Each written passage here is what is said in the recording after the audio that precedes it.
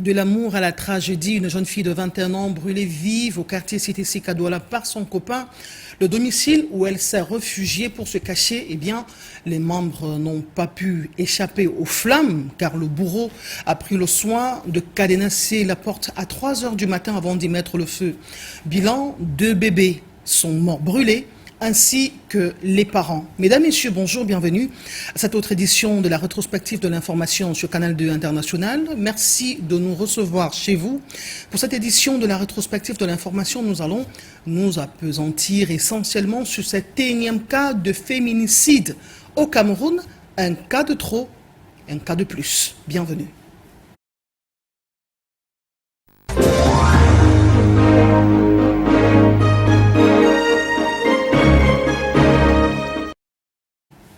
Nous allons analyser ce fait et bien d'autres faits qui ont marqué l'actualité avec le concours de notre invitée Clémence Mafetgo. Elle est avocate inscrite au barreau du Cameroun et à la Cour pénale internationale, mais également avocate inscrite près la Cour africaine des droits de l'homme.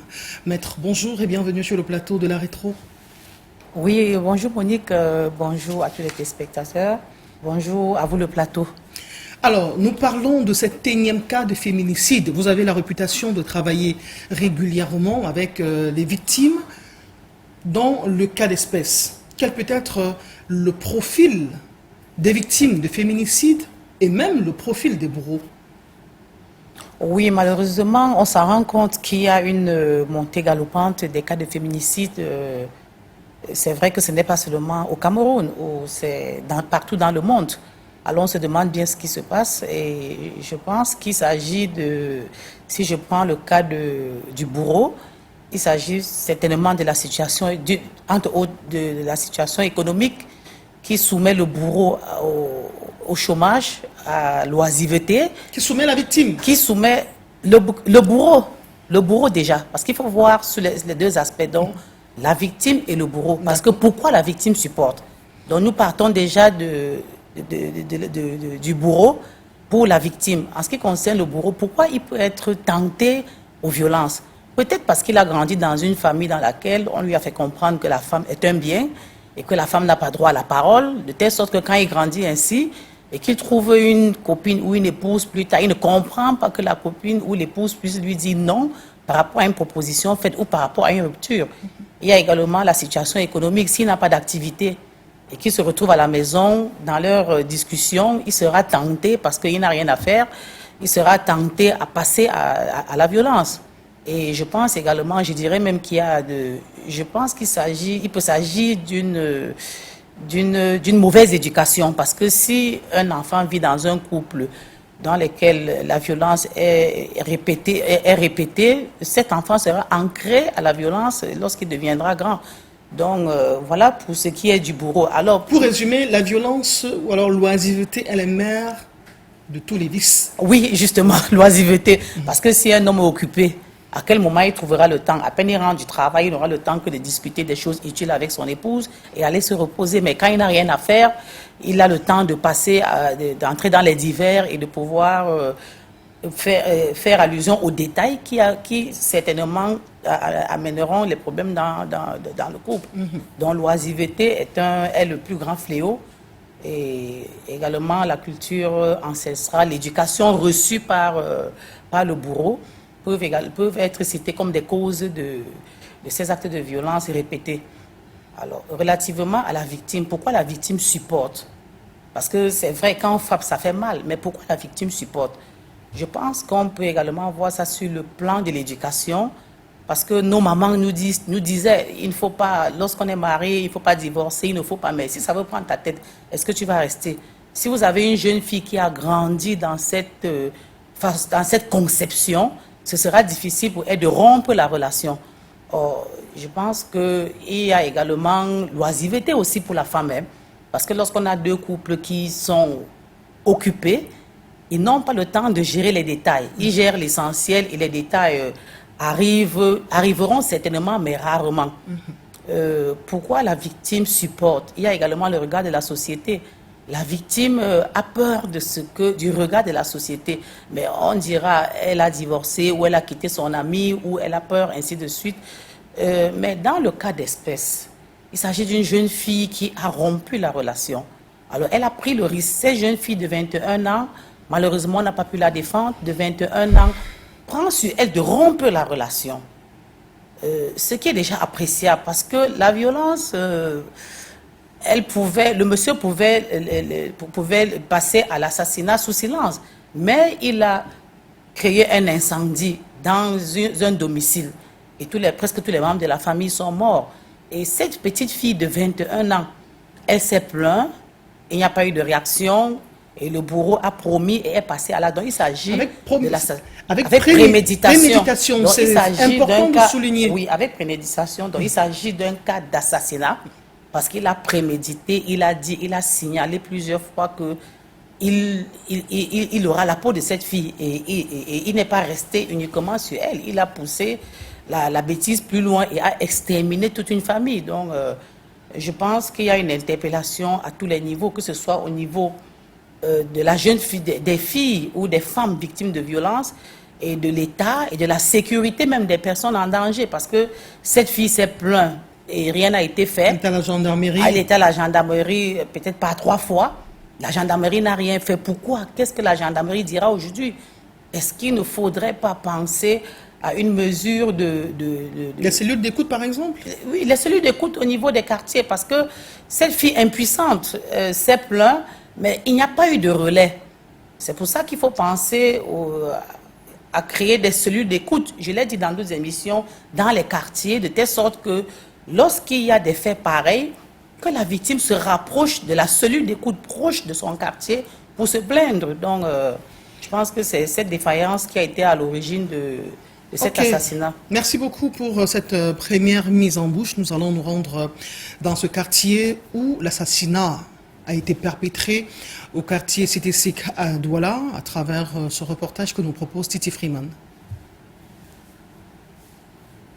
Bloquée de l'extérieur par son bourreau de copain, Alida, 21 ans, et la famille de sa voisine, chez qui elle se réfugiait, n'ont pas pu s'échapper des flammes allumées par ce dernier, dimanche matin, au quartier CTC à Douala. Bilan de l'incendie criminel, 3 morts et 2 blessés graves que constitue le couple qui abritait la cible principale du pyromane. Il est bloqué, versé le carburant. Voilà même le bidon de ça encore là-bas.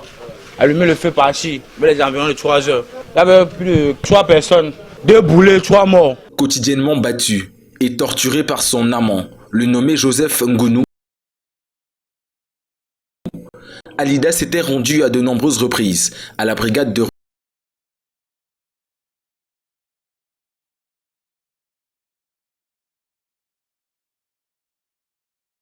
recherche de la cité.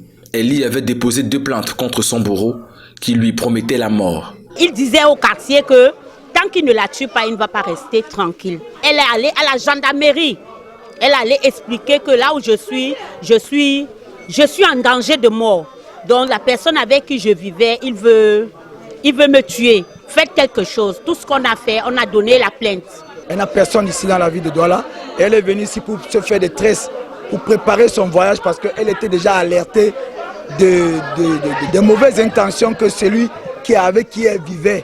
Les 2 survivants, qui n'ont eu la vie sauve que grâce à l'intervention du voisinage, sont en soins intensifs à l'hôpital général de Douala. L'auteur du drame aurait été intercepté alors qu'il tentait de sortir de la ville par Bonabéry. Le coupable en personne était attrapé à Bonabéry par la gendarmerie. Il est en train de prendre la route pour vouloir partir, pour sortir du pays. C'est pas vraiment normal. C'est pas vraiment normal ce qu'il a fait. Parce qu'il est inadmissible qui tue une famille comme ça, tout un quartier. Un Un autre cas de féminicide qui vient se rajouter à la longue liste enregistrée dans le pays depuis le début de l'année.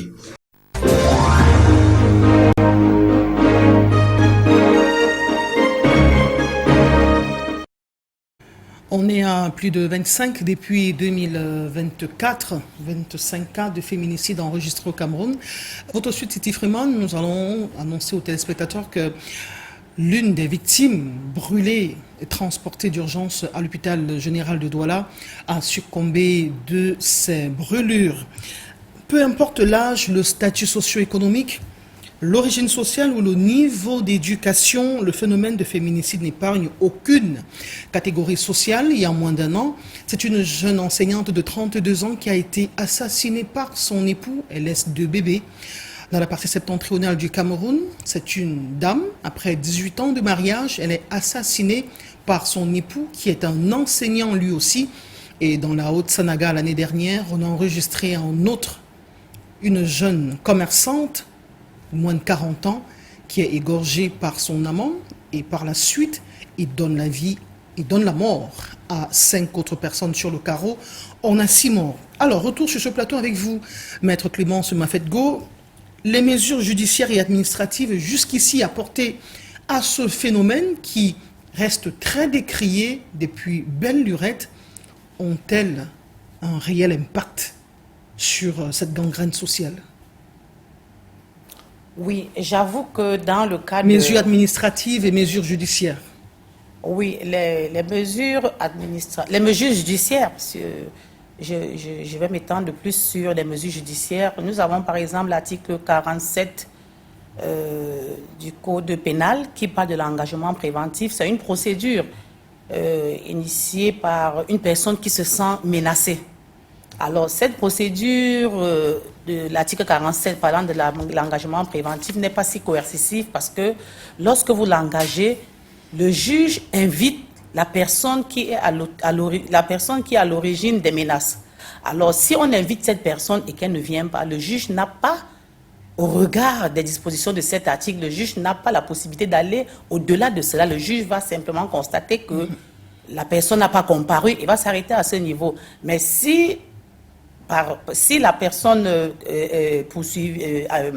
la personne citée par rapport à cette procédure se présente, le juge va les auditionner les parties et va, à l'issue de l'investigation, dire si cette personne pourra être engagée préventivement.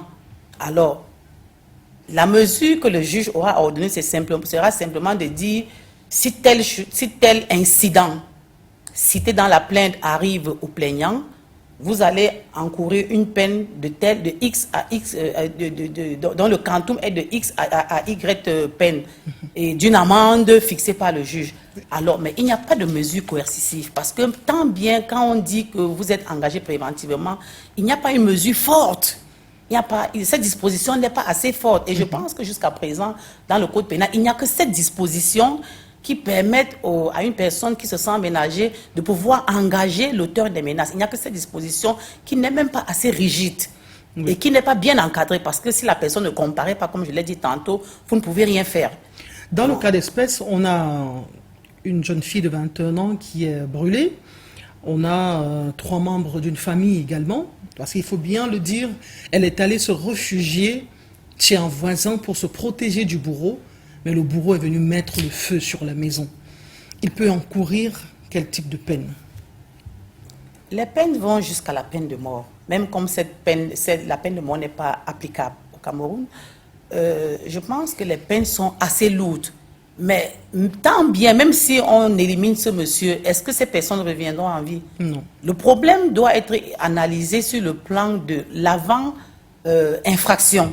Quelles sont les dispositions qui auraient dû être prises avant que l'incendie ne soit... avant que qu'on ait le coup fatal. Avant qu'on ait le coup fatal. Il n'y a eu aucune disposition. Cette jeune fille est allée à la gendarmerie par 3 fois. Mais pourquoi la gendarmerie n'a pas investigué? Pourquoi la gendarmerie n'a pas convoqué? Or, il arrive parfois que vous allez vous plaindre, on vous donne la convocation à vous. d'aller donner à votre bourreau. En remettant la convocation, il peut vous éliminer. Tout à fait. Donc, je pense qu'il y a, il y a des insuffisances. Il y a un plaidoyer qu'il faut être fait, surtout au niveau de l'État. Il faudrait qu'il y ait une sécurité de proximité. Il faut qu'il y ait une sécurité de proximité et des cellules d'écoute dans les quartiers. Parce que le phénomène va grandissant. Vous l'avez dit tantôt.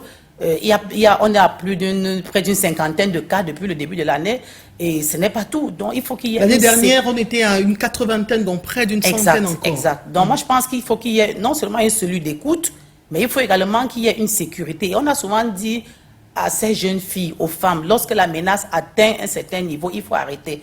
Dans le cas d'espèce, la jeune fille a bien arrêté. Mais le bourreau étant libre, on ne sait par quelle alchimie, il n'a pas été convoqué à la gendarmerie, il n'a même pas été inquiété et il est passé à l'acte. Mais que dira la gendarmerie? Je pense qu'il y a un problème. Et le problème dans le cas d'espèce attire... Il faudrait que les autorités se penchent sur ce laxisme relativement à ce cas. Qu'est-ce qui s'est passé? Et cette semaine, justement, pour pallier le laxisme, il y a une formation qui intègre les gendarmes à l'effet de mieux les outiller à répondre, à faire face à ce phénomène des féminicides. Ça s'est passé à Yaoundé. Alors, le mouvement dénommé « Dénonce ton homme violent » émerge sur les réseaux sociaux depuis que ces problèmes de féminicide sont en train de grimper, justement. Malgré ces atteintes à l'intégrité physique et à l'intégrité même mentale des victimes, que dire à toutes ces femmes qui vivent des relations toxiques? De plus en plus, on comptabilise des femmes qui sont atteintes au niveau du cœur, des femmes qui font des AVC, des femmes qui font des cancers. On nous a expliqué également qu'il y a beaucoup de cancers qui sont le fait des relations toxiques. Les organes, les cellules meurent et les organes également meurent également. Que dire à ces femmes-là qui vivent des relations toxiques? Faut-il y rester en espérant que le mari va changer du jour au lendemain? Ou alors, faut-il partir à la première gifle? Oui, moi je pense que le phénomène dénonce ton homme violent est un mouvement qui est lancé par des femmes, je préfère dire fortes, pas des femmes courageuses. Nous avons toujours dans le même sillage le coach Lisa qui parle du phénomène de brisons le silence. Nous avons l'écrivaine Koun Bibiche qui parle également. Il y a Clarence Yango qui travaille énormément pour libérer la femme. Les femmes doivent dénoncer. Parce qu'on s'est rendu compte que, si je prends le cas de l'enseignante, un cas que j'ai connu, l'enseignante qui est décédée au lycée de Ndokpassi, elle vivait le martyre dans son foyer. Mais pour quel intérêt? Elle vivait, elle ne dénonçait pas. Jusqu'à ce que l'acte fatal soit arrivé, elle ne dénonçait pas. Pourquoi être assise? Lorsque ça marche, vous supportez, sans issue, et à un certain moment, vous mourrez, vous laissez vos enfants. Donc, je pense qu'on doit, il faut peut-être instaurer cela au niveau de l'école primaire même, parce que... Il faut éduquer nos garçons à la base. Il faut éduquer les enfants à la base. Et il y a le coach Lisa qui a instauré un programme dans les écoles primaires là. Il faut donner une formation à la jeune fille, pas seulement à la jeune fille. Même le jeune garçon doit être formé. Parce que lorsque nous partons de nos cultures, on dit la femme doit dire Amen lorsque le mari parle. Mais est-ce qu'au jour d'aujourd'hui, avec l'école, avec l'instruction des jeunes filles, est-ce que c'est ça? Et comme certains garçons sont restés dans l'hypothèse de lorsque tu parles, la femme doit dire Amen, et que les filles sont en train d'être formées et constatent que c'est autre chose, il y a choc et ça aboutit à la violence. Donc il faudrait qu'il y ait une formation au niveau déjà de l'école primaire, que nous grandissons avec une autre expérience. Ok, nous allons écouter d'autres experts qui travaillent sur la question des féminicides au Cameroun. À qui profite ce phénomène-là, Haroun Nazira? L'impunité et la lourdeur des procédures judiciaires dans les cas de violences faites aux femmes et aux filles sont pour les activistes et organismes de défense des droits humains un frein à l'élimination de ce fléau au Cameroun.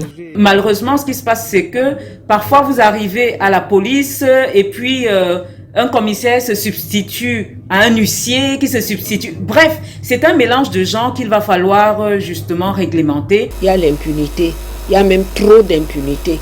Exagérément même. Les textes qui sont mis sur pied ne sont pas appliqués. Tantôt, c'est que l'arrêté ou de l'applicabilité des textes n'est pas encore promulguée. Mais la femme elle-même qui est violentée doit être la première responsable. Briser le silence, une option salvatrice pour les victimes, mais qui nécessite un accompagnement permanent. Malgré toute la bonne volonté qu'on peut avoir de l'accompagner, si elle ne dénonce pas et si elle ne décide pas elle-même de ce qu'elle doit faire de sa vie, on ne peut pas. On a eu un cas par exemple comme ça il y a quelques semaines. Nous avons fait la première partie, c'est-à-dire rencontrer la dame, discuter avec elle pour comprendre le problème en lui-même. Et par la suite, il y a une organisation qui a pris en charge son logement ainsi que celui de ses enfants. Et donc nous, de notre côté également, il a été question que nous la mettions en contact avec un avocat pour assurer le suivi judiciaire. Entre sensibilisation et dénonciation, il y a surtout du bénévolat, à la limite des moyens financiers. Sur le terrain, les organisations de défense des droits des femmes invitent les pouvoirs publics à prendre le relais pour la sécurité des survivantes.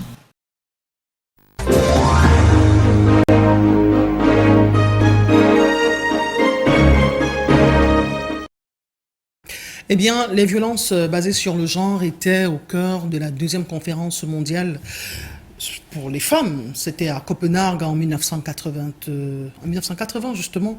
44 ans après, Maître Clémence Mafetgo, quels sont les résultats apportés par ces différents sommets mondiaux pour la protection de la femme? Je pense que toute cette conférence faite au niveau national ou international se déroule dans les bureaux et reste dans les bureaux, parce qu'après cela, est-ce qu'on a formé le personnel? Est-ce que des coachs ont été formés pour descendre sur le terrain? J'ai parlé tantôt des cellules d'écoute. Il faut un rapprochement de la cellule des mesures de sécurité, qu'il y ait un rapprochement, que les femmes puissent avoir accès aux mesures de protection et aux mesures supplétives, parce que s'il arrive qu'une femme soit mise à la porte, peut-être à 2 h du matin, elle ira où? Au niveau de droit, là, lorsque vous vous rapprochez du MIMPROF, on vous dit qu'on ne peut la loger que sur 2 jours. Et après, elle va où? Elle est obligée de rester. Elle est livrée à elle-même. Elle est livrée à elle-même. Nous avons rencontré une dame qui dormait là dans les gazons à Bonanjo avec 2 enfants. Alors, moi, je pense qu'il n'y a pas de mesures d'accompagnement. Les conférences se font, c'est vrai, mais sur le terrain, ce n'est pas ça. Voilà. Il n'y a pas de mesures d'accompagnement. Selon l'ONU, ce problème social est devenu comme une pandémie, on l'appréhende comme une pandémie, on regarde les dégâts causés.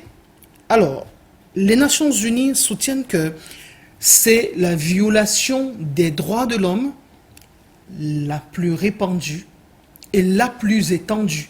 Pourquoi le phénomène semble-t-il banal en Afrique? En Afrique de l'Ouest, l'OMS a comptabilisé en 2022 40% de femmes victimes de féminicide. En Afrique centrale, on est à 65%. Ça fait quand même beaucoup, non? Oui, moi je pense que je partage l'avis de l'ONU. Pourquoi? Parce que la violation des droits des femmes, c'est là où il y a problème. Les philosophes le disent. Alors, lorsqu'on parle de la violation des droits des femmes, lorsqu'on dit que ce sont des violations répandues ou plus étendues, c'est vrai, parce que régulièrement les personnes sont rapprochées. Si on parle d'un rapport entre l'employeur et l'employé, on ne le vit pas tout le temps. Il y a des femmes qui ne travaillent pas. Mais les femmes majeures, pour la plupart, ou les filles émancipées, c'est-à-dire qui ont des relations avant l'âge de la majorité civile, sont en contact. Je vais dire, une femme, pour la plupart, ont toujours une relation amoureuse. Pour la plupart. Même si elles ne sont pas mariées, oui. Elles ont toujours soit un petit copain, soit un ami, soit elles sont mariées.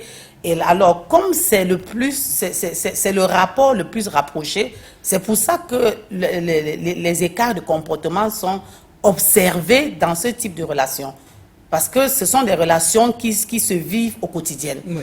Une femme est toujours avec un garçon, ou ça peut être n'importe, son ami, son copain, ou n'importe qui, mais ce sont des relations rapprochées. Il y a des hommes aussi qui supportent de moins en moins les femmes indépendantes. C'est-à-dire qu'on dit la main qui donne soumet celle qui reçoit. Aujourd'hui, les femmes gagnent de plus en plus de l'argent, elles vont à l'école, elles font des voyages professionnels à l'étranger. Et les hommes, si on va peut-être interroger leur ego, ils vont vous dire en cachette, je ne me sens plus puissant. Et la seule façon pour moi de dire, c'est moi qui me porte le pantalon, c'est de porter le coup, c'est de la frapper. Il y a vraiment beaucoup de choses à faire sur le plan de l'éducation. Alors nous allons questionner à présent la protection juridique des femmes contre ces différents types de violences. Eh bien, le ministre de la promotion de la femme et de la famille a initié des actions en vue de l'élaboration d'un avant-projet de loi contre les violences basées sur le genre. On attend, maître, de votre point de vue, quelle est l'importance que les parlementaires camerounais accordent à ce phénomène social? Je l'appelle la gangrène parce qu'elle en est une véritablement. Moi, je pense que le texte tarde à être promulgué, peut-être parce que ce sont les hommes qui sont majoritairement à l'Assemblée. Je préfère le dire. Sinon, pourquoi on le signale et que le texte n'est pas promulgué? Ce sont leurs filles, ce sont leurs sœurs qui sont tuées? Oui, mais ils sont visés au premier degré. Ils sont visés au premier degré. Pourquoi le texte n'est pas promulgué? Depuis qu'on en parle, le texte n'est pas promulgué. Pourquoi? Alors que le phénomène va grandissant. Moi, je pense que c'est l'une des raisons pour lesquelles le texte tarde à être promulgué. Sinon, qu'est-ce qu'on attend? La question reste posée. Nous allons sortir de cette thématique, mais je vous propose d'ailleurs un récapitulatif d'une enquête qui a été menée en 2020 par l'INS, l'Institut national de la statistique, sur les violences basées sur le genre. Au moins 13% des femmes ont déjà été victimes de violences physiques à un moment donné de leur vie. 39% ont fait l'objet de violences physiques depuis l'âge de 15 ans. 7% de femmes enceintes sont victimes de violences physiques. 12% sont mariées précocement et 22% endurent des violences émotionnelles et psychologiques. On va parler d'autres violences. Il s'agit de celles endurées par des personnes qui sont démolies, leurs maisons, leurs lieux d'habitation ont été détruits par les engins de Douala. On parlait de la communauté urbaine ou la mairie de la ville. C'était à Yassa il y a quelques jours seulement. On retourne sur le site avec le concours de notre reporter Lesline Poumitia. Oh, je vais parler que quoi? Je vais parler que quoi? Je ne sais pas où partir mes enfants. Des bâtisses devenues des décombres en l'espace de quelques heures au carrefour Yassa à Douala. Ce 10 juin restera marqué dans les esprits de ses habitants. Ils ont été surpris ce matin par les engins de la communauté urbaine. Non, on n'a même pas eu de sommation, rien. On n'était même pas avertis. Dès que je sors, c'est là où les enfants, les voisins m'appellent que, comme tu vois là, on est en train de casser la maison. À l'heure actuelle, les documents des enfants, tout est, on a broyé tout. On n'a pas laissé le temps aux gens d'enlever les choses dedans. Toutes les autorités de Douala, on les a rencontrées et ils nous ont dit, le dossier en étude, qu'on soit calme, ça va se gérer. On est surpris aujourd'hui d'entendre qu'on est sur le terrain en train de casser. Parmi eux, des investisseurs qui crient à l'abus. On n'a jamais été notifié ni convoqué à la communauté, absolument rien. Nous sommes surpris. Ça, c'est mon investissement depuis au moins 4 ans, comme vous voyez là. Et mon motel que j'avais construit, j'étais prêt à ouvrir. Cette fin du mois, on est venu mettre à plat, comme vous voyez. Sur ce site de près d'1 hectare, une école a également subi la fureur des engins. Les populations décrivent des injustices. J'ai payé la redevance de cette année, je pense que ça devait être le 12 mars. J'ai les quittances avec moi. J'ai l'arrêté du ministre qui dit que je dois occuper cet espace. L'arrêté a une validité de 5 ans, renouvelable. Et je suis encore à la 3e année. Nous avons acheté le terrain nous appartient. On ne sait pas pourquoi est-ce que ça arrivé comme ça. Propriétaires ou pas propriétaires des lieux, ils ont été mis dans la rue ce 10 juin 2024.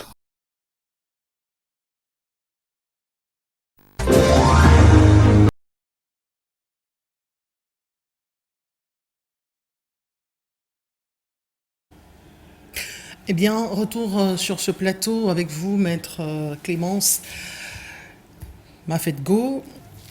Il y a quand même beaucoup de curiosité lorsqu'on vit ce type de démolition. Il y a des écoles qui sont construites, il y a des commerces qui ont été érigés et qui payent les taxes tous les jours. Il y a les installations électriques d'Eneo Et chaque ville, notamment dans les grandes agglomérations, il y a un plan d'occupation des sols. Pourquoi laisser les populations s'installer avant de les démolir après? C'est effectivement là le problème, parce que pendant que la population s'installe, c'est au vu aussi de tout le monde, de toutes les autorités, mais il n'y a pas de réaction. Et à un certain moment, on vient les démolir. Moi, je crois qu'il y a un laisser-aller, et c'est ce qui fait en sorte qu'on vive ce genre de situation, parce que lorsque les populations s'installent, peut-être qu'on leur brandit un titre foncier qui ne concerne même pas la parcelle indiquée. Mais en principe, l'État devrait réglementer cette occupation du sol. Il n'est pas normal que dans une grande ville comme Douala, qu'on vive ce genre de situation. Et c'est récurrent. Et c'est récurrent. Donc moi, je pense qu'il y a un laisser-aller, et on espère qu'avec l'intervention des journalistes et le travail que vous faites, on ne vivra plus ce genre de situation, parce que c'est toujours difficile pour les familles de se faire détruire comme ça. Vous avez vu des parents qui sont là, qui sont déjà à la retraite, et quand on vient de les détruire, ils ne savent même plus où aller, ils n'ont plus d'emploi. Et pourquoi l'État n'intervient pas? Quel est donc le rôle de l'État? Quand on suit par exemple la réaction d'une des victimes, Robert So, il a été rassuré par l'État. On voit bien qu'il y a une sorte de communication, de suivi avec les autorités dont il n'était pas inquiet, et subitement, il est démoli. Oui, moi je pense que le conseil qu'il faut donner aux populations, c'est de prendre toujours la peine de vérifier la nature du site sur lequel on veut faire un investissement. C'est très important, se renseigner avant d'investir. Se renseigner, parce que lorsque vous prenez le risque de vous installer dans une grande ville, on vous dit telle zone n'a pas de titre foncier, vous ne vous rapprochez pas du cadastre pour savoir si c'est vrai, vous vous installez, vous investissez des millions, et à la fin de votre carrière, on vient vous détruire. Donc moi je pense que la population doit prendre la peine de se rapprocher des services compétents du cadastre pour savoir la situation du terrain, même bien qu'il y ait des tripatouillages qui se passent dans les services, même au cadastre. Mais il faudrait quand même prendre des dispositions pour connaître la nature. S'il s'agit d'un terrain titré, vous cherchez le propriétaire et vous demandez votre morcellement. S'il s'agit du domaine national et que vous n'êtes pas installé dessus avant 1974, vous comprenez que vous ne pouvez pas être propriétaire. S'il s'agit du domaine public de l'État, vous passez par la concession provisoire, puis la concession définitive. Donc, les populations doivent se renseigner. Mais il se trouve également que vous voyez des personnes qui sont là, peut-être qui fuient des guerres, soit dans le Nozo du Nord. Ils arrivent à Douala, tout ce qu'ils doivent faire, c'est de mettre 4 poteaux et de mettre la toiture et de s'installer. Il y a également cette difficulté sur le plan économique. Moi, je pense que l'État, moi je reviens sur l'État devrait quand même penser aux logements sociaux par rapport à ne serait-ce qu'à la subvention. On va parler des logements sociaux tout à l'heure, c'est prévu, maître. Alors, il y a un certain nombre d'instruments juridiques qui défendent le droit à un logement décent, notamment la Déclaration universelle des droits de l'homme, en son article 25. Pour besoin d'éclaircissement, nous avons l'opportunité de vous avoir sur ce plateau. Quelles sont les responsabilités de l'État vis-à-vis de ses citoyens en matière de logement? Le principe est là. L'État devrait offrir le logement à la population, tout comme l'éducation. Mais au jour d'aujourd'hui, que ce soit ce droit fondamental qu'est déjà même l'éducation, on ne le bénéficie plus. Avant, l'école était gratuite, aujourd'hui c'est payant. Et le logement, c'est pareil. Donc moi, je pense que cette déclaration parlant de logement social décent, le logement social décent à Douala est devenu une exception. Au lieu d'être un principe, ça devient une exception parce que nous avons la SIC au Cameroun qui devrait offrir le logement aux Camerounais à un prix raisonnable. Mais est-ce qu'il y a eu de nouveaux logements de la SIC? Non. Depuis, c'est les mêmes personnes, peut-être les mêmes locataires qui sont dans les mêmes locaux qui ne bougent pas. La population va grandissant. Bientôt, on sera déjà au niveau de Dazibamba. Il n'y a pas de nouveaux logements et la population ne fait que grandir. Alors, est-ce qu'il n'y a pas, on ne retrouve pas? Malheureusement, je me retrouve toujours à dénoncer le laxisme de l'État. Vous parlez justement des logements de la SIC qui, fondamentalement, étaient des logements sociaux. Oui. Mais quand on y fait un tour, vous voyez des cylindrés qui sont garés dans ces logements sociaux. Parmi les caractéristiques du confort financier, il y a également des véhicules de luxe. Mais des gens qui entrent, payent des appartements en moins de 80 000 francs, moins de 70 000 francs, ils vivent toute leur vie, construisent des maisons hors des canciques, les mettent en location et ne permettent pas à ce que des personnes qui soient en situation de précarité financière puissent en bénéficier. Alors vous avez parlé tantôt des logements sociaux, on est dans le projet de 10 000 logements sociaux, mais d'après une étude qui a été menée par l'INS, l'Institut national de la statistique, il y a un besoin, une demande de l'ordre d'1,5 million en termes de logements. Vous voyez le gap. Donc si on arrivait à livrer les 10 000 logements, le besoin resterait encore très fort. Et la même étude indique que pour accéder à ces logements sociaux, il faut pouvoir gagner 200 000 francs CFA et plus par mois. Exact. Le SMIC au Cameroun, il est à moins de 50 000 francs CFA. Une dernière étude révèle qu'au Cameroun, on est de plus en plus pauvre.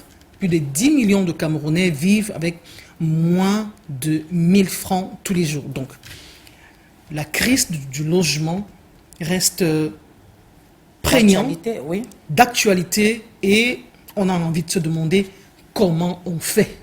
Comment on fait? Moi, je pense qu'au niveau de la SIC, en principe, les personnes qui ont des gros cylindrés ne devraient pas habiter la SIC.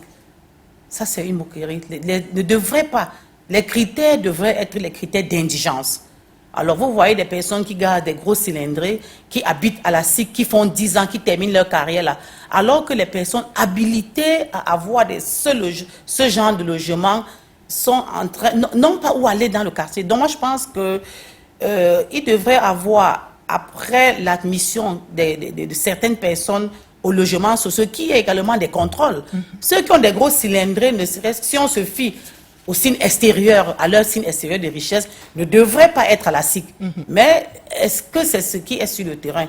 J'ai dit que les mesures sont prises, mais sur le terrain, ce n'est pas ça. Donc moi, je pense qu'il y a un travail énorme à faire au moment de l'admission de ces logements sociaux, et après même l'admission, il faut contrôler, parce que on peut être au moment de l'attribution, on peut être un indigent, et après, on a une activité qui vous apporte des revenus considérables.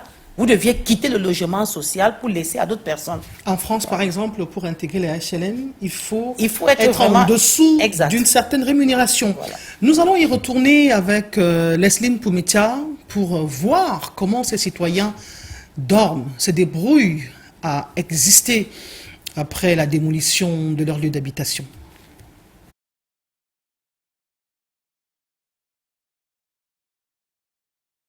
Je vais parler que quoi? Je vais parler que quoi? Je ne sais pas où partir mes enfants. Des bâtisses devenues des décombres en l'espace.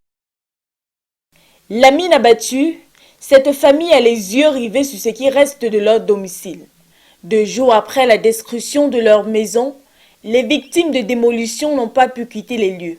Nous sommes à Yassa, dans la ville de Douala. Tous les lits sont enterrés. Nous n'avions ni lit, ni matelas, même les pièces officielles des enfants. Voilà là où nous avons dormi, sous le bananier là, couchés sur les plastiques et enveloppés dans des plastiques, avec les risques de piqûres de moustiques. Les nuits sont désormais plus longues pour ces habitants. Ils dorment à ciel ouvert, à la merci des moustiques et des malfrats. C'est très grave, c'est très grave. Si vous venez ici le soir, vous allez palper vraiment la misère. Parce que les gens dorment avec les plastiques, comme si c'était en prison. Le jour où on a cassé, j'étais au travail pour chercher mon pain quotidien. Je constate seulement que tous les dégâts là, rien, il n'y a rien. Mes canapés sont dehors avec eux, mes congélateurs, je dors dehors. J'ai seulement pris les enfants envoyés que chez leur tante. Je suis là, mais regardez-moi. Ça fait au moins 3 jours que je ne parviens pas à me laver. Les plus chanceux trouvent refuge la nuit dans la cour de cet homme, comme cette maman qui allait. Depuis 2 jours là, c'est ici que nous on habite, on dort sur nous comme ça là. Nous on ne connaît pas d'où on va partir. Nous sommes les centrafricains ici là, donc nous on n'a rien. La nuit, on dort ici. Le matin, on sort, chacun part. Vraiment, les gens sont recasés chez moi. Comme j'ai eu la chance de ne pas être détruit, les gens se cachent plutôt chez moi. Certains gardent toujours le même vêtement du 10 juin, jour de la démolition. Ils n'ont pas les moyens de s'offrir un logement.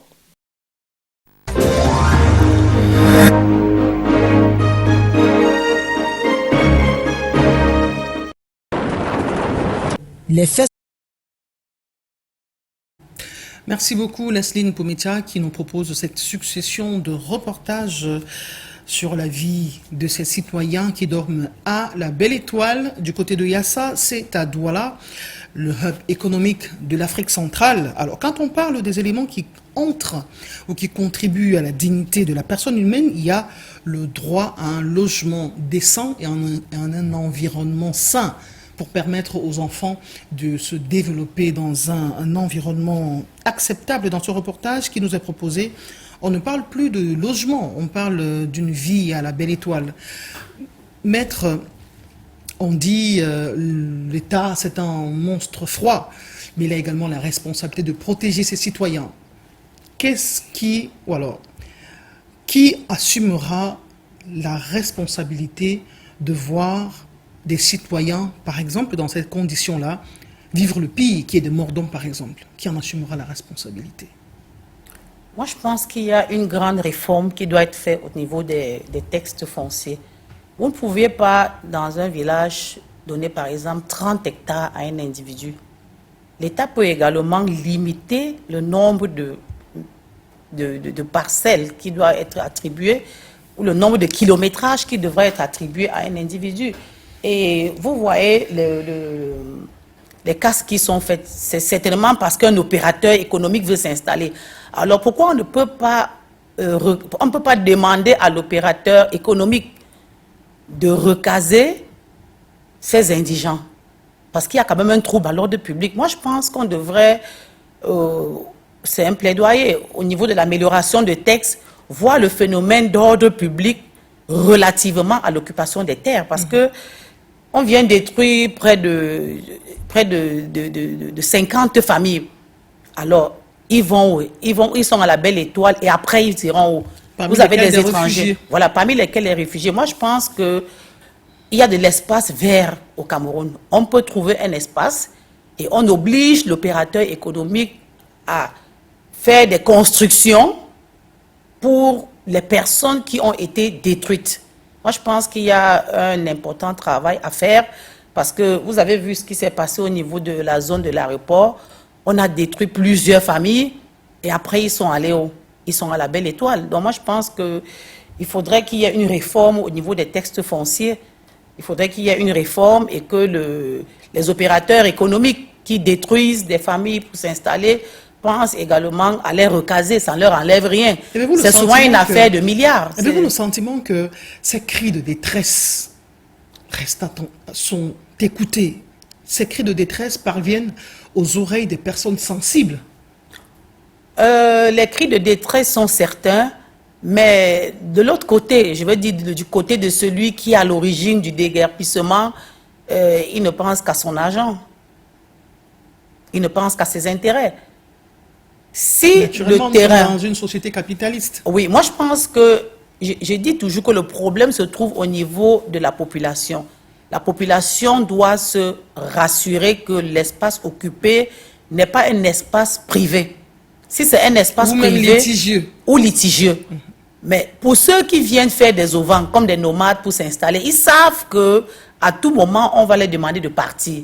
Alors qu'il n'y ait donc pas de cri de détresse parce que celui qui part peut-être de la Centrafrique pour venir s'installer, il sait que là où il est installé, à tout moment, on peut lui demander de partir. Je ne dis pas qu'il faut le détruire, mais au moment où il s'installe, il doit intégrer le fait qu'à tout moment, on peut le casser et qu'il faut qu'il aille se recaser ailleurs. Et ne pas laisser que des investissements importants soient faits sur des zones non sécurisées. Donc, pour résumer cette partie de l'émission, il faut se mettre à l'abri de ce type de désagrément en s'informant au bon endroit. Exact. C'est très important. Nous allons nous rendre dans la région de l'Est Cameroun. On parle de l'or, de la mort des jeunes orpailleurs qui ne partent plus à l'école. Ce sont des enfants qui passent leur temps dans les trous d'or à la recherche de quelques grains d'or, la graine de l'or, pour subvenir à leurs besoins. Nous allons nous y rendre avec le concours de nos correspondants Kizito Koumaï et Roméo Tignang.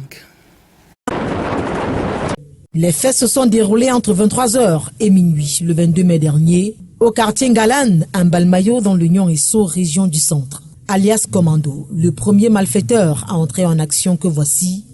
Au théâtre de cette image aérienne d'un site d'exploitation d'or à Tambélé dans la KDI, innocent âgé de 15 ans au cœur des galeries improvisées du chantier. Parce que je n'ai pas là où je suis allé. Je n'ai pas me de ressemble. C'est pour cela que je suis ici en détail.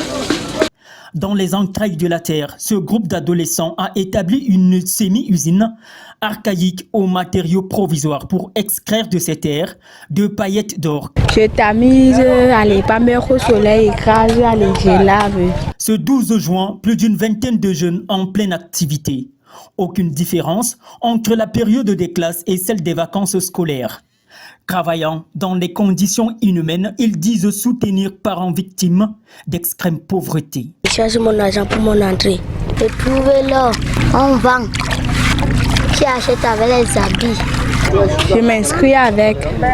Malgré les sensibilisations, ces jeunes orpailleurs ne reculent guère sur ces exploitations clandestines, réputées dangereuses. L'Organisation mondiale du travail, dans sa convention 189 de 1999, alerte des risques de santé graves à son article 3 alinéa D. Ces enfants sont exposés chaque jour au mercure, un produit très toxique.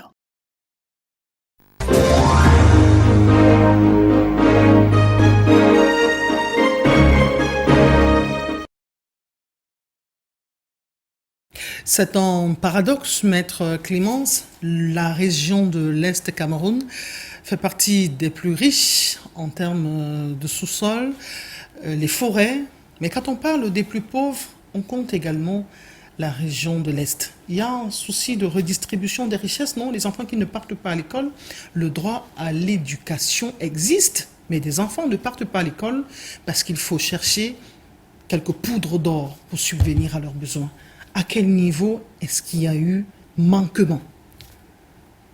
Je pense que c'est ce que je disais tantôt, que le droit à l'éducation, comme tout d'autres droits, j'ai l'impression que ces droits sont restés dans les textes ou dans les bureaux. Parce que vous avez le cas de l'Est, c'est un pays riche en sous-sol, vous avez des ressources minières, vous avez la terre même à l'Est qui est riche. Mais les enfants, qui a appris aux enfants que l'or qu'on extrait, c'est de l'argent. C'est parce que ce sont les parents qui leur donnent cette conception. Ce sont les parents leur font comprendre que cet or coûte de l'argent. Et du coup, les enfants abandonnent l'école pour se retrouver dans des mines, pour se retrouver dans d'autres activités qui n'ont rien à faire. Beaucoup perdent leur vie dans ces trous d'or, se noient même parfois. Voilà. Donc, ces enfants qui extraient de l'or, c'est pour le compte de leurs parents. Et peut-être qu'ils ne connaissent même pas le prix. Et à côté, il y a peut-être un trafiquant qui attend et qui leur donne juste un peu d'argent pour emporter cet or. Donc, le droit à l'éducation, c'est vrai, c'est un droit qui est un droit fondamental. Qui doit veiller au respect de ce droit? C'est encore l'État. On interpelle les mesures gouvernementales pour mettre un terme à ce phénomène. Ouais. Voilà les enfants qui sont à leur âge, à 15 ans, à 13 ans, qui sont en train d'extraire de l'or. Et leur éducation, ils seront formés à quel moment?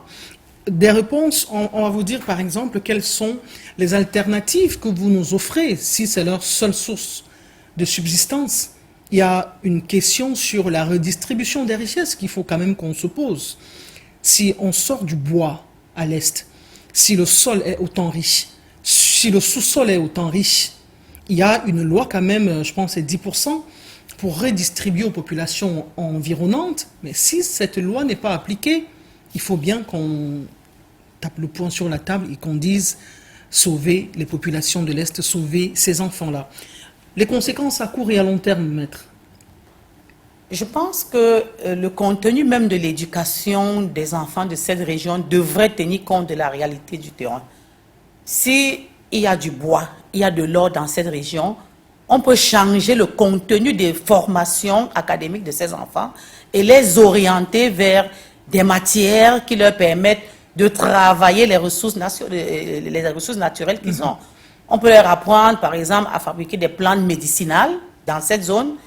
On peut leur apprendre comment extraire de l'or, comment le modeler, comment le replacer.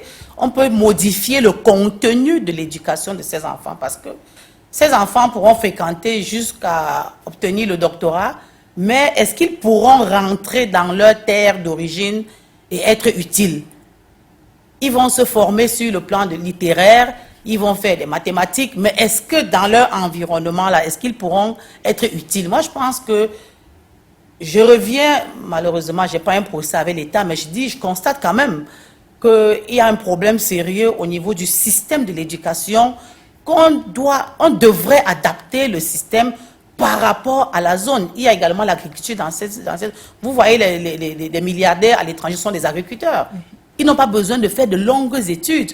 On peut adapter un modèle de formation par rapport à l'environnement dans lequel se trouvent ces enfants, de telle sorte que même s'ils ne font pas de longues études, qu'ils puissent être utiles le plus rapidement possible leur région. Ok, nous allons parler également des enfants sous un autre prisme. Ce sont déjà la période des vacances. Vous, maître, vous avez des enfants à la maison, vous avez des critères d'envoi des enfants, vous ne les envoyez pas n'importe où. On va prendre la réaction des parents qui ont été rencontrés dans la ville de Douala. Comment s'opère le choix du domicile qui devrait abriter vos enfants pendant les vacances? Ou alors, vous restez avec eux simplement? Les différentes modifications ou motivations, autant pour moi, dans ce reportage. Alerte, enfants disparus, avis de recherche, des annonces qui deviennent fréquentes quand on parcourt les réseaux sociaux. Pendant les vacances, les enfants sont plus exposés aux enlèvements. Pour protéger son enfant, chaque parent a sa méthode. Moi, je garde toujours mes enfants à ma portée. Bon, ils sont toujours là, chez moi. S'ils veulent même sortir, c'est à la véranda, ils jouent après, c'est tout. Mais... Ils ne sortent pas de la concession. C'est-à-dire, la maison étant dans la barrière, ils ne sortent pas dans la concession. Ils restent là. Et les aînés qui sont là, qui suivaient les plus petits. Et il y a d'autres grandes personnes qui sont là. Si certains enfants ont la possibilité de sortir jouer, et ils sont accompagnés par leurs aînés, on garde la surveillance constante, même si on n'est pas présent. Il faut toujours qu'il y ait un aîné pour que l'autorisation leur soit accordée. Il y a toujours une heure déterminée pour partir et pour rentrer. Donc, l'alarme est sonnée lorsque l'heure de rentrée a dépassé 30 minutes. Certains parents ont misé sur les conseils. On explique à l'enfant qu'il ne doit pas interagir avec les inconnus. Déjà, je l'avertis que non, si un jour tu sors de la barrière et que quelqu'un t'interpelle, que viens, voilà le biscuit ou quoi que ce soit, il faut refuser. Je m'arrange à que tout se passe bien dans ce sens. Bon, on ne sait jamais. Quelque part, on peut faillir. Mais je pense que c'est la bonne solution. Surveillés ou pas, les enfants vont pouvoir s'amuser pendant ces longs mois de vacances. D'après les psychologues, ces moments de jeu contribuent au développement des tout-petits.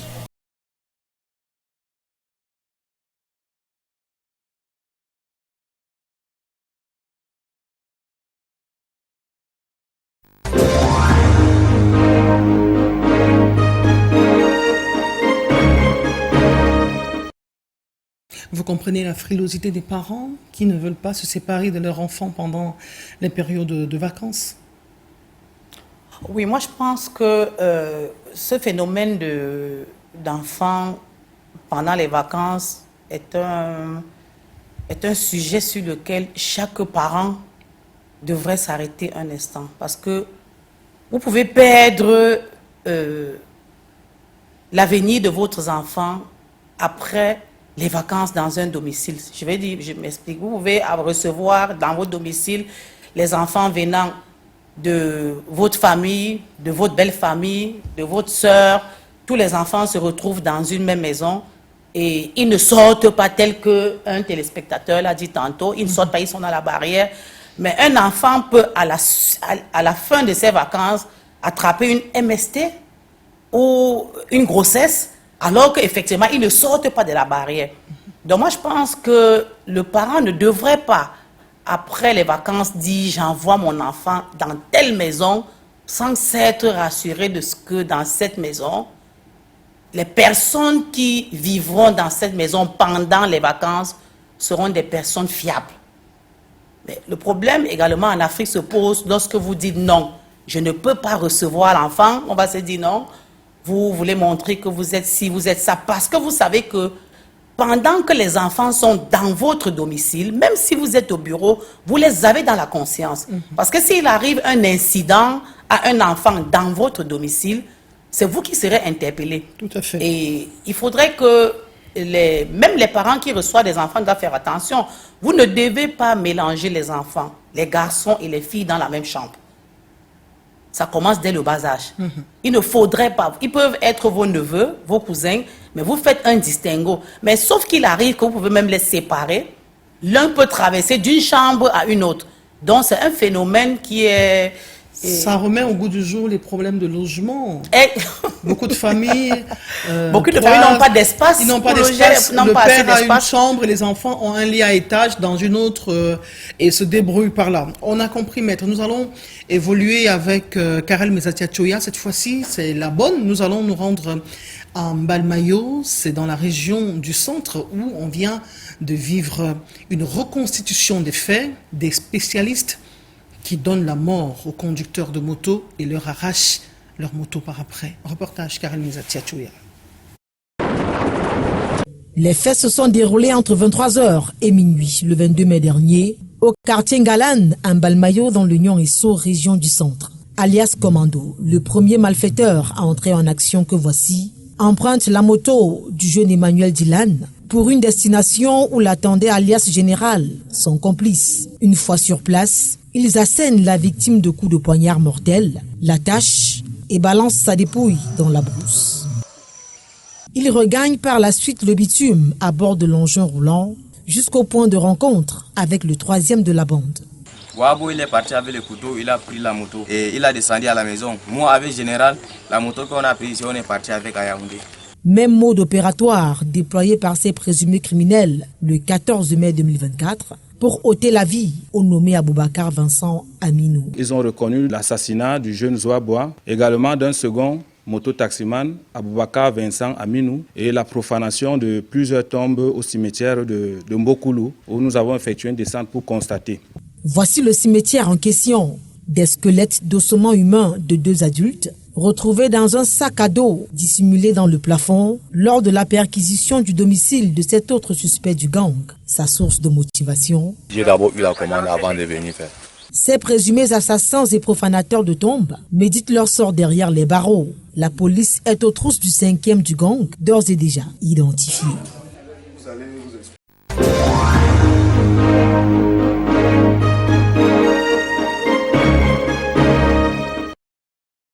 Nous parlons de sport à présent avec cette relégation en division inférieure de la KSA, ce qui a suscité beaucoup de débats dans les chaumières, faire couler beaucoup d'encre et de salive. Une conférence de presse a été donnée ici à Douala par l'équipe incriminée KSA justement. Nos reporters y étaient. Voici le compte rendu de cette conférence de presse émise Catherine Moukouri.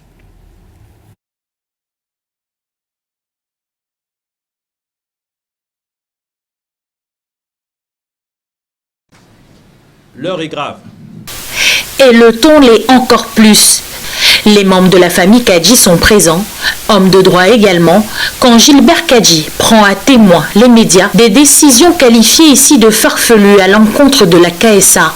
KSA a travaillé et continue à travailler pour le développement des jeunes au Cameroun. Donc il n'est pas permis et on ne peut pas accepter que des décisions farfelues puissent mettre en danger ou nuire à une institution pareille. Le patron de la Kadji Sport Academy affirme, document à l'appui, avoir adressé en la date du 15 mai 2024 au secrétaire général de la FECAFOOT une réclamation quant aux tracasseries dont l'académie est victime, telles que le refus d'émission des licences et de CIT. Avant que le championnat commence, nous avions introduit nos licences, ça faisait 5 mois. Nous ne sommes pas en train de parler en semaines, nous parlons en mois. Donc, 5 mois après nos demandes, nous n'avons reçu que 11 licences. La Ligue régionale reproche à la KSA son absence répétée lors des journées de championnat et relègue ces dernières de 2 divisions, comme le prévoit le règlement. Un fait qui apparaît très banal si la KSA n'était pas l'école formatrice du président de la Fédération camerounaise de football. À la question de savoir si les deux hommes ont échangé sur le sujet, mieux, quel est l'état de leur relation, Gilbert Kadji a dit s'interroger, tout comme le public.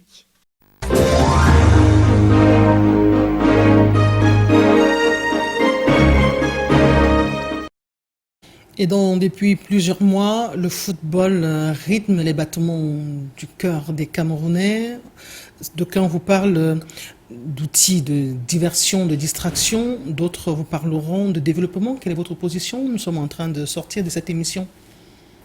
Chacun gère ses oignons. Les footballeurs s'occupent de leur football et les avocats s'occupent de leur dossier par devant les tribunaux. C'est vrai que de temps en temps, on partage les informations, mais on ne s'accroche pas. Et lorsqu'il y a des décisions au niveau de la FECAFOOT, il y a des voies de recours. Donc, il n'y a que chaque acteur aura la possibilité de saisir l'instance supérieure pour que la décision finale soit rendue par rapport à sa position. On pourra vous saisir, vous êtes avocate par exemple. Ça pourra faire l'objet d'avoir un peu plus de clients. C'est possible aussi. Ok, allez, mesdames, messieurs, nous vous disons merci d'avoir été là de bout en bout pour cette autre édition de la rétrospective de l'information. Nous ne manquerons pas de souhaiter bonne fête de la Tabaski à la communauté musulmane mondiale qui célèbre la fête du mouton aujourd'hui. Une fois n'est pas coutume, maître, je vous donne l'opportunité de souhaiter bonne fête de la Tabaski à une ou deux personnes qui vous sont chères. Bonne fête de la Tabaski à mon ami Ndi, à Bonabéry, commissaire, et à d'autres familles dont je n'aimerais pas citer les noms ici, c'est les personnalités. Et bonne fête Bakala Sada à tous les musulmans. Merci beaucoup. Vous parliez tantôt de Mba Moussa. Bonne fête de la Tabaski à nos millions de téléspectateurs. Hassan Sangou, le chef de la communauté chiite du Cameroun. Merci beaucoup à la partie technique coordonnée par Collins Wontouan. Nous serons des vôtres dimanche prochain avec le même plaisir. N'oubliez pas la rediffusion de ce programme. C'est lundi à 9h. Portez-vous bien et à très bientôt. Merci maître d'être venu.